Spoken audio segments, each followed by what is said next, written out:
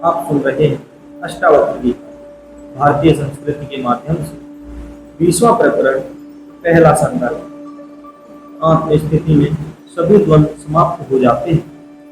राजा जनक अपनी जीवन मुक्ति की दशा का व्याख्या करते हुए कहते हैं कि मैं आत्मा में अवस्थित हो गया हूँ, इसलिए सब विकारों से मुक्त हूँ।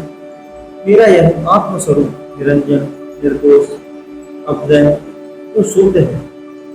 उसमें कोई भी विजातीय तत्व नहीं है, सब संयुक्त है। भिन्नता कहीं भी दिखाई नहीं देती। मैं चित्त नहीं, आत्मा हूँ। अतः मेरे स्वरूप में ये पंचभूत, देह, इंद्रियां, मन आदि नहीं है। यही आत्मा की महिमा है। राजा जनक कहते हैं कि आत्मज्ञान की प्राप्ति पर मैं द्वंद्व रहित हो गया हूँ। अब न मुझे शास्त्र की आवश्यकता है, जिनसे मैं जानूं कि आत्मा कैसी है, न आत्मविज्ञान की, क्योंकि अध्ययन से जो जान जाता है वह भौतिक होता है। मैं तो स्वयं आत्मा हूँ, अतः मुझे शास्त्र विज्ञान पढ़ने की क्या आवश्यकता है। विषय छोड़ने पर विषय रहित मन की कल्पना कहाँ रही। इस स्थिति में तृप्त भी नहीं, क्योंकि तृप्ति का अनुभव हो अतृप्त हो जाता है। अब तृष्णा का भी अभाव हो गया है। ऐसी स्थिति में मैं अवस्थित हूँ। आत्मज्ञानी की स्थिति अभिव्यक्त करना कठिन होता है। राजा जनक उस स्थिति का वर्णन करने का प्रयास कर रहे हैं कि आत्मा ही निज स्वरूप है। सभी स्वरूप जोड़े हुए होते हैं, जो भ्रम से सत्य प्रतीत होते हैं। अतः ये सब माया मात्र है। आत्मा में विद्या अर्थात ज्ञान तथा अविद्या अर्थात संसार भी नहीं है, क्योंकि दोनों ही भ्रांतियां माया है। आत्मा में मैं अथवा यह का भेद नहीं होता। आत्मा एक ही है, इसमें दूसरा कोई है ही नहीं, इसलिए यह भेद भी नहीं रहता। आत्मा का कोई बंध नहीं है, इसलिए मोक्ष भी नहीं है। बंध तो अज्ञान के कारण होता है। आत्मा स्वयं ज्ञान है, वह तो नित्य है। बंध और मोक्ष दोनों का कारण अहंकार होता है। शास्त्र कहते हैं कि आत्मज्ञान होने पर संचित कर्म नष्ट हो जाते हैं तथा क्रियामान कर्म का फल नहीं भोगना पड़ता, क्योंकि कर्तापन न होने से भोक्तापन भी नहीं रहता। किंतु प्रारंभ कर्म को भोगने ही पड़ते हैं। राजा जनक सभी शास्त्रों की मान्यता के परे की बात कहते हैं कि मैं आत्मा हूँ, जो सदैव निर्वशेष है, क्योंकि वह अव्यक्त है, सभी विशेषताओं से परे है। आत्मा में दो है ही नहीं, इसलिए सामान्य और विशेष का भेद भी उसमें नहीं है। यह भेद तो द्वैत के कारण ज्ञात होता है, जो अज्ञान मात्र है, इसलिए आत्मा का प्रारंभ भी नहीं है। यदि प्रारंभ है और उन्हें भोगना है, तो इसका अर्थ है कि भोगने वाला अहंकार विद्यमान है। आत्मज्ञानी अहंकार रहित शुद्ध चैतन्य मात्र होता है, जो न करता है न भोगता है। फिर प्रारब्ध कर्म का अस्तित्व ही कहाँ है। उसे भोगने वाला अहंकार रहा नहीं और आत्मा भोगती नहीं। आत्मा में स्थित हो जाना ही परमावस्था है, जिसको कोई शास्त्र इतनी निर्भीकता से नहीं कह पाया, जैसा कि राजा जनक ने कहा। अज्ञानी अहंकारों में जीता है।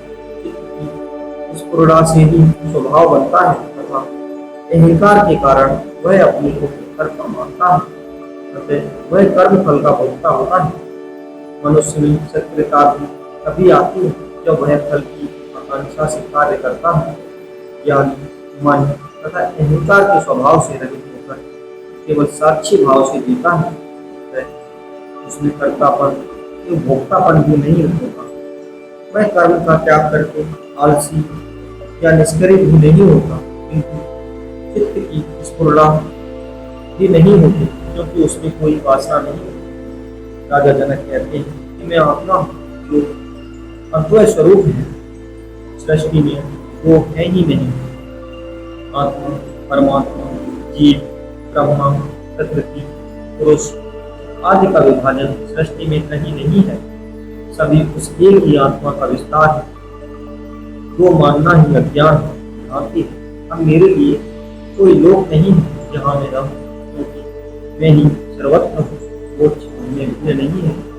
मैं आत्मवत होने से स्वयं ज्ञान है। परमात्मा तो उसकी कृत भिन्न नहीं है।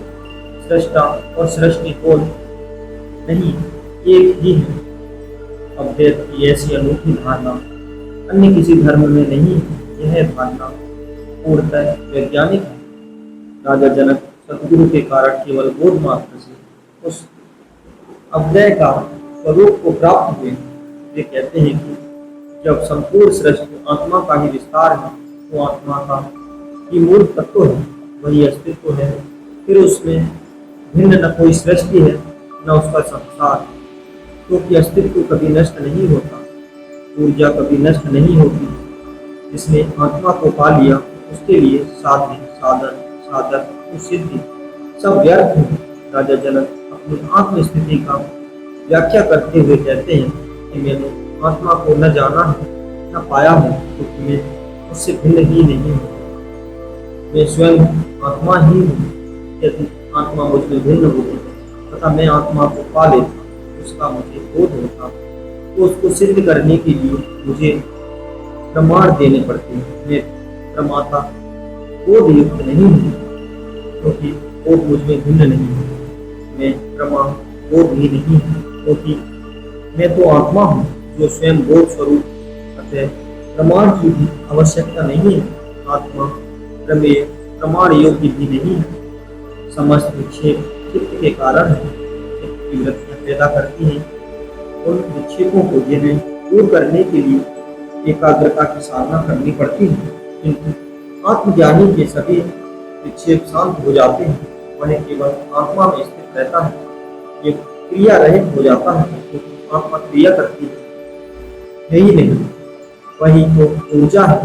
राजा जनक कहते हैं, मैं आत्मा होने से सर्वदा क्रिया रहित हूँ, मुझसे उपेक्ष नहीं है, इसलिए मुझे एकाग्रता की भी आवश्यकता नहीं। आत्मा होने से न अज्ञान है, न मूर्खता, न हर्ष, न विषाद।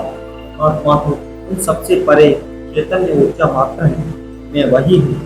राजा जनक कहते हैं, मैं आत्मा हूँ, अतः मैं सर्वथा निर्विकार हूँ।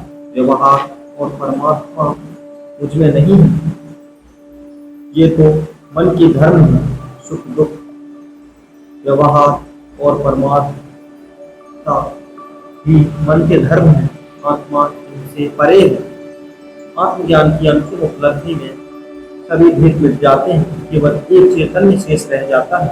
आत्मज्ञान पर सब अभेद ज्ञात होता है कि वह सब ब्रह्मा ही है, एक ही है, उसी का सारा विस्तार है।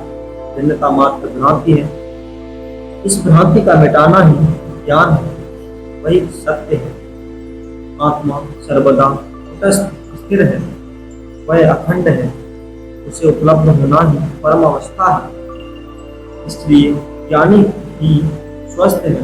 शेष सब रुक ऐसे व्यक्ति में न प्रवृत्ति होती है, न निवृत्ति, न उसके लिए मुक्ति, क्योंकि आत्मा का कोई बंधन नहीं है, वह निर्बंध है। बंधन मात्र वासना अहंकार के कारण पर जो अज्ञान जनित है। लोग धर्म के नाम पर अहंकार का ही पोषण कर रहे हैं। परम धर्म इससे ऊपर एक अस्तित्व की बात कहता है, जो अखंड है, अव्यय है, निर्मल, निर्विकार, जो शांत है, केवल चैतन्य है। राजा जनक कहते हैं कि मैंने इस आत्मस्वरूप को पा लिया है, इसलिए आप मेरे लिए कोई उपदेश आवश्यक नहीं रह गए। शास्त्र भी अज्ञानी के लिए है। ज्ञानी तो स्वयं शास्त्र है, उसकी वाणी भी शास्त्र है, जो जीवन है। ज्ञानी स्वयं गुरु है। अपने गुरु तक तो पा लिया है, तो उसे अब किसी पुरुषार्थ की भी आवश्यकता नहीं है। आत्मज्ञान परम पुरुषार्थ है, जो उसे उपलब्ध हो गया। राजा जनक कहते हैं कि अज्ञानी ही कहता है कि संसार है, माया है, ब्रह्मा ही जीव है आदि। जिसने जान लिया वह आत्मवत ही हो जाता है। इसके लिए यह आत्मजनित भ्रम भी मिट जाता है। आत्मज्ञानी के विचारों की तरंगें उठती ही है, सब शांत हो जाता है। ऐसा ज्ञानी उसी एक परम तत्व में विश्राम पर स्थित रहता है। यही ज्ञान की अंतिम अवस्था है, यही अंतिम सिद्धि है। इसी के साथ हमारी संपूर्ण अष्टावक्र गीता का संपूर्ण सार समाप्त होता है। मिलते हैं अगली कथा में। तब तक के लिए अगर आप हमारे पेज भारतीय संस्कृति पर नए आ रहे हो तो हमारे चैनल भारतीय संस्कृति सपोर्ट बढ़ावा दीजिए, जो कि एक सनातन धर्म के प्रचार प्रसार में लगा हुआ धर्म